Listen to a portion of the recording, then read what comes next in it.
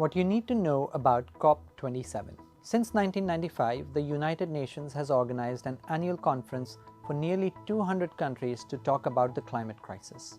Delegates and ministers from these countries have butted heads to find ways to cut emissions and adapt to a warming planet.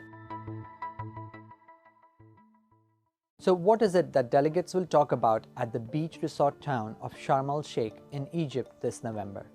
Get ready for some jargon. First, loss and damage. Under the Paris Agreement signed in 2015, rich countries promised to pay for losses and damages caused in poor countries by climate change. However, until now, countries have not discussed who will pay, how much they will pay, and how that money would be transferred. With a third of Pakistan underwater only a few months ago, the debate around loss and damage is expected to be a hot one at COP27. Second, what does Africa need? This will only be the fifth time a COP meeting has happened in Africa. As the continent that has contributed the least to climate change, but is suffering its worst impacts, there will be a much needed focus on Africa's needs. Those needs will be met through financial grants, technology partnerships, and bilateral deals. Expect lots of announcements that will be called Memorandum of Understanding.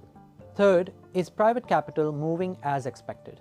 Even though COP meetings have been traditionally about government officials meeting their counterparts, private companies have been playing a bigger and bigger role. That's because moving the world to reach net zero emissions within decades will require as much as $4 trillion of investments every year. The vast majority of that money will come from private players.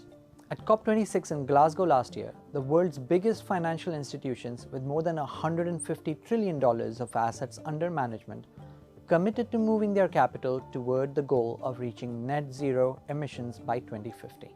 At COP27, there will be a big focus on finding out how they are progressing. For all of Bloomberg's coverage of COP27, please visit bloomberg.com/green.